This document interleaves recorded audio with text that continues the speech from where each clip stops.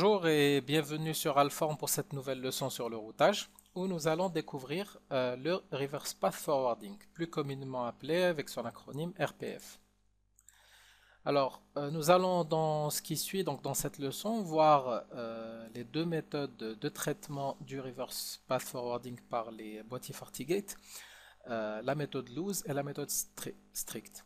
Donc le Reverse Path Forwarding, c'est quoi? C'est tout simplement un mécanisme qui permet au FortiGate d'identifier la source des paquets et de n'accepter les réponses que si une source de paquet, enfin que si la réponse provient est bien redirigée vers la source d'où nous avons réceptionné le flux. À quoi ça sert? Donc le reverse path forwarding protège contre les attaques de type spoofing d'adresse IP. Donc c'est la principale utilité du RPF sur les boîtiers FortiGate. Puis comment ça fonctionne? Le FortiGate va vérifier l'adresse IP source de tous les paquets. Si la route retour vers l'adresse IP source ne concorde pas avec le chemin emprunté par le paquet original, le paquet sera considéré comme frauduleux et sera bloqué. Ça veut dire que si le FortiGate réceptionne un paquet et puis que la réponse tente d'emprunter un chemin différent que le chemin emprunté pour sa réception, eh bien le FortiGate ne va pas tolérer ce comportement, il va tout simplement bloquer les paquets. Donc le RPF est pris en charge seulement sur le premier paquet de la session, pas sur la réponse. Le paquet suivant dans la direction d'origine après changement de route, pas sur la réponse. Et puis en CLI, pour afficher les paquets bloqués, il suffit de taper la commande diag debug flow. Concrètement, comment ça fonctionne? Donc le schéma qui suit va nous détailler le cheminement des paquets et puis à quel moment ils seront bloqués. Et bien tout simplement, vous visualisez ici un réseau avec trois pattes, donc WAN1 pour une première connexion Internet, WAN2 pour une seconde connexion Internet, et puis le réseau DMZ pour connecter le réseau privé. Comme vous pouvez le voir ici, donc derrière la patte DMZ sur le boîtier FortiGate, nous avons deux réseaux séparés par un routeur de niveau 3. Et donc un premier subnet d'IP en 10.0.0.1 et puis un second qui est lui-même directement connecté sur le FortiGate en 192.168.1.0.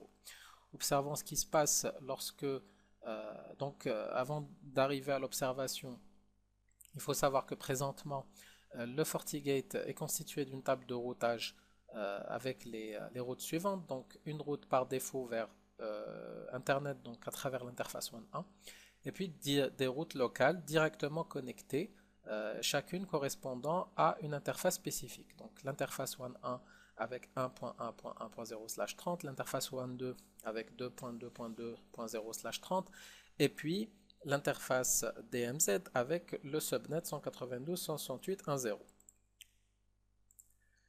Eh bien, si un paquet est reçu par le FortiGate vers l'interface WAN 2, eh bien, il sera tout simplement bloqué. Pourquoi? Parce qu'il manque une route retour à travers, comme vous le voyez ici, l'interface DMZ. Donc, si je reviens ici, donc un PC a tenté d'envoyer un paquet vers l'interface WAN 1. Donc, il a été bloqué tout simplement. Pourquoi? Bien qu'il existe une route vers l'interface WAN 1, il a été bloqué parce qu'il n'existe pas, comme vous pouvez le voir ici, une route retour vers le réseau 10.0.0.1. Donc il existe une route retour vers le 192.168.1.0, mais la source du paquet n'a pas été initiée par ce réseau-là, mais plutôt par le réseau qui est derrière le routeur de niveau 3. Donc qu'est-ce qui manque? Il manque tout simplement une route à travers l'interface DMZ pour le retour des paquets. Et donc le RPF est un mécanisme qui va nous permettre de bloquer les paquets si la route retour n'emprunte pas le même chemin ou bien n'existe pas tout simplement. Un autre exemple, donc une IP source inconnue qui se trouve sur Internet a tenté d'envoyer un paquet vers le réseau privé, eh bien elle a été bloquée. Pourquoi? Tout simplement parce que il n'existait pas une route WAN2 en retour de paquets vers la destination 000 puisque le réseau est inconnu et qu'il se situe sur Internet. Donc une fois la route statique créée, donc ça veut dire que nous tolérons les réponses vers le réseau inconnu à travers l'interface WAN2 et à ce moment-là on sera capable d'accepter les paquets en provenance de ce réseau-là. Lorsque j'ai deux routes statiques avec la même destination et la même distance, rappelez-vous ce qu'on a vu sur les leçons précédentes, nous pouvons envoyer les paquets vers les deux destinations et tel que nous l'avions vu sur les leçons précédentes, nous sommes dans un cas ICMP, Equal Cost Multiple Path. Les deux routes auront la même distance et les mêmes destinations et priorités. Alors, comme nous avions vu au tout début de cette leçon, nous avons deux méthodes RPF, donc une méthode stricte et une méthode loose. La méthode RPF paramétrée sur les FortiGate par défaut et la méthode loose. Donc, la vérification du RPF peut être bien évidemment configurée pour être plus stricte, donc changer le mode par défaut. Le RPF par défaut est loose. Comment se comporte le RPF loose? Eh bien, il va vérifier uniquement l'existence d'une route pour l'interface de réception. Et puis le paquet redirigé, même si un meilleur itinéraire est disponible via une autre interface. Ça veut dire quoi un meilleur itinéraire? Ça veut tout simplement dire qu'il existe un subnet plus détaillé, plus spécifique que le subnet initial à travers une autre interface. Eh bien, en mode loose, le FortiGate va uniquement vérifier l'existence d'une route. Si une route existe, eh bien, il va rediriger le paquet à travers cette route sans se soucier s'il existe une route spécifique ou pas.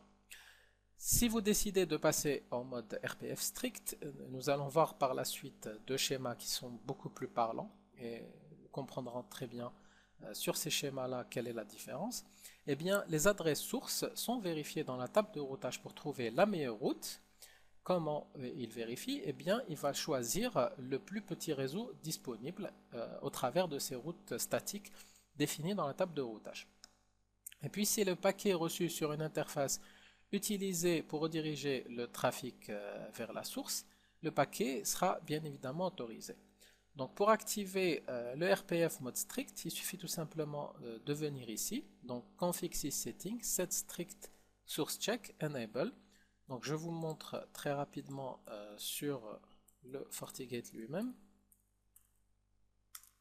Alors, donc il suffit d'aller ici en ligne de commande et puis config syssetting et puis set RPF, alors une petite vérification ici, strict source check,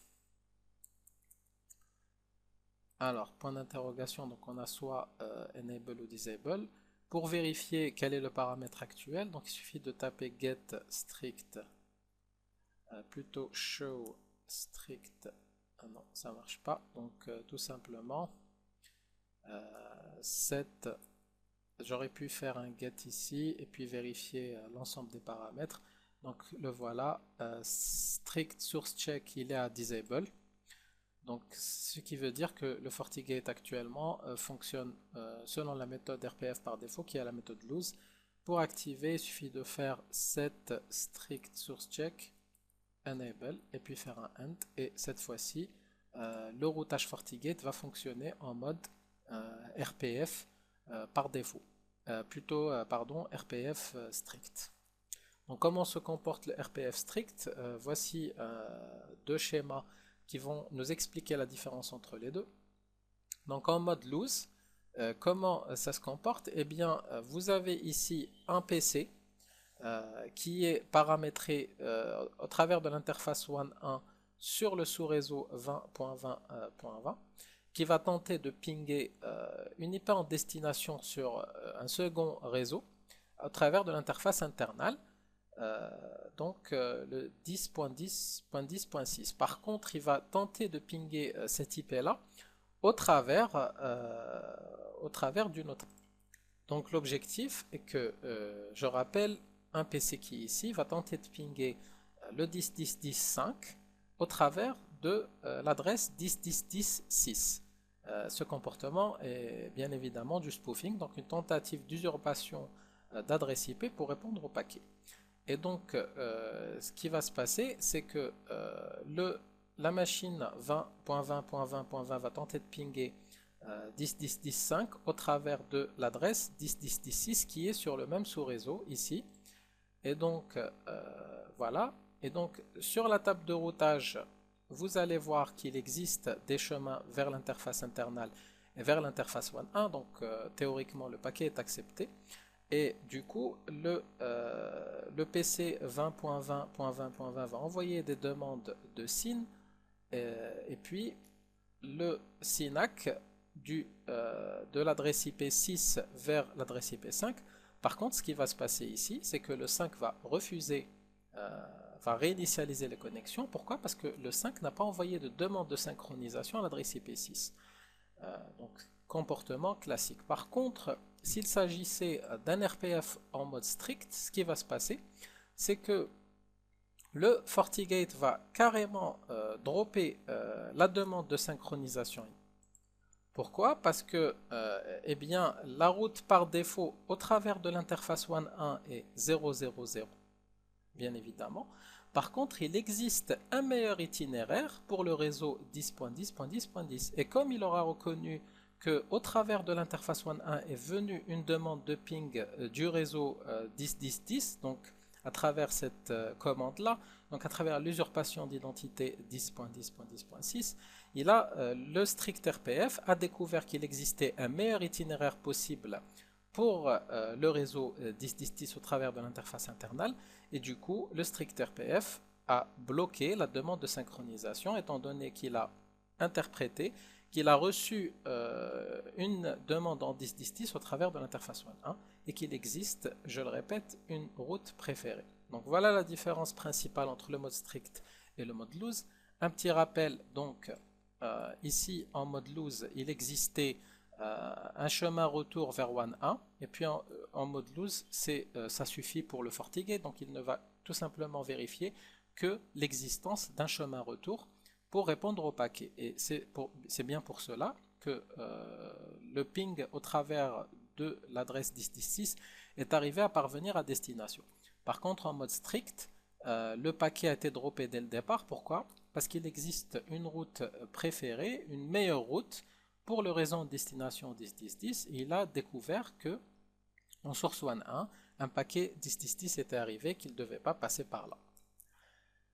Voilà, donc avant de finir ce module RPF, donc cette petite leçon RPF, pardon, un bref aperçu des interfaces de loopback. Donc une interface de loopback est une interface logique toujours up et disponible. Elle est très utilisée lorsqu'on a du routage dynamique pour vérifier donc en health check, pour vérifier qu'un équipement est toujours up. Donc une interface de loopback est indépendante des interfaces physiques. Elle est toujours disponible, elle répond toujours au ping. Tout le trafic destiné pour le loopback s'arrête au FortiGate et ne peut pas traverser cet équipement, donc elle ne sert que pour détecter la pertinence et l'existence d'un flux réseau. Voilà, donc nous sommes à la fin de cette leçon sur le reverse path forwarding, qui est un mécanisme qui nous permet de protéger notre réseau des attaques de type spoofing. J'espère que ça a été bénéfique et puis à très vite pour la prochaine leçon. Merci.